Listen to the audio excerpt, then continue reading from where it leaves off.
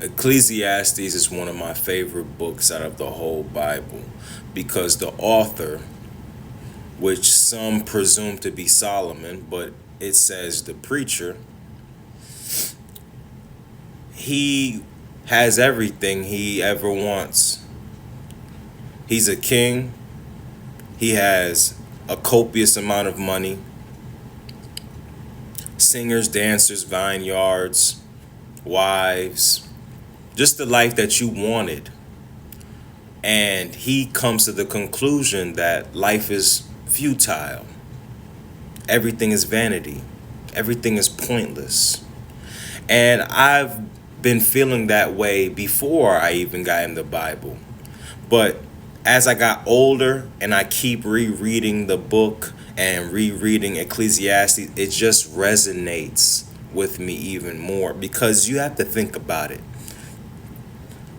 Come look at me real quick. Come through. Listen to what I'm about to say. Follow me. Follow me. It's all about to make sense. Think when you think about life, man. Everything here is transient, meaning it won't last. Joy doesn't last. Even pain doesn't last, depending on the circumstance. But pain stings. Like you feel negativity harder than you feel the positivity. But in the book, the author tries to understand what's the best way to live in this life. He tried to be a fool, he tried to be a drunkard, and he realized wisdom is better than it all. Having sense is better than it all. And he came to this conclusion that it's best to work, come home, sleep, and enjoy the fruits of your labor. Now, we're not going to stay biblical because let's look at society nowadays. Because when you look at life right now, everybody wants money, everybody's chasing money. And what for? What for? We're here like a vapor, it says. Meaning, we're here for a second and then we're gone. Nobody remembers us. Nobody will remember you, and you're dead. So everything was just an experience. Now, you work till you die. Some people don't ever reach financial stability or wealth. They just work and then they die. So you try to figure out, like, I guess the best thing to do in life is to have fun, enjoy myself. But look at joy. Joy doesn't last. Happiness doesn't last. Life is not even all about happiness. And look at the joy in this world. What brings you joy? If you have a righteous or a healthy form of joy, then yes, you can find it. But usually, the joy in this world can corrupt us. And the fact that joy is a temporary emotion, you shouldn't even chase that too much because it won't last. Nothing lasts in this world, and it's all pointless. You get drunk.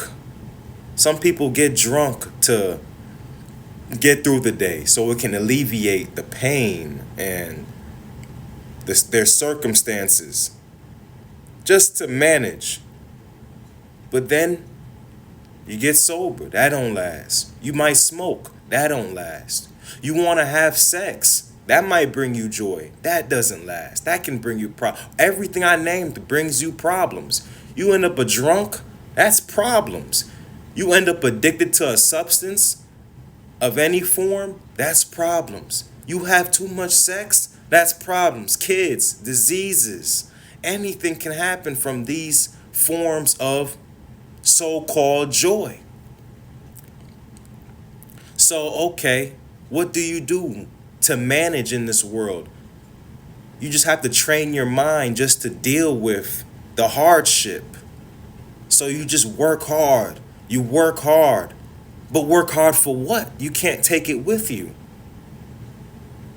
What are you saving your money for? I know generational wealth for your family, but then what? Like it even says in the book, I'm not even thinking about the book right now. In Ecclesiastes, you might leave everything off for your kid and he wastes all the money. So what is it all for? So everything is real pointless when you think about it. But we must do what we have to do. We must execute our objectives, complete our endeavors, and just try to manage. So you could train your mind, okay, no joy, let me just go through this and all. Some people can't even enjoy the fruits of their labor. They can't even spend their money. Some people have sicknesses. Some people just can't spend their money because they work so much. And then you think about it, are you even enjoying your life? You're just working 24/7. Your bank account look good, but you can't spend the money. You want to spend the money, then something happens, you lose the money. And you think about, like, what am I doing this all for? And then you try to live a hedonistic lifestyle. Okay, everything must be about pleasure. No, too much pleasure will destroy and corrupt you. You really have to have a stoic mindset.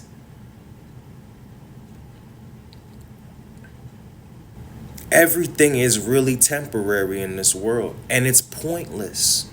It's pointless, kinda. Because the thing is, everything is spiritual. This is all an experience, and your spirituality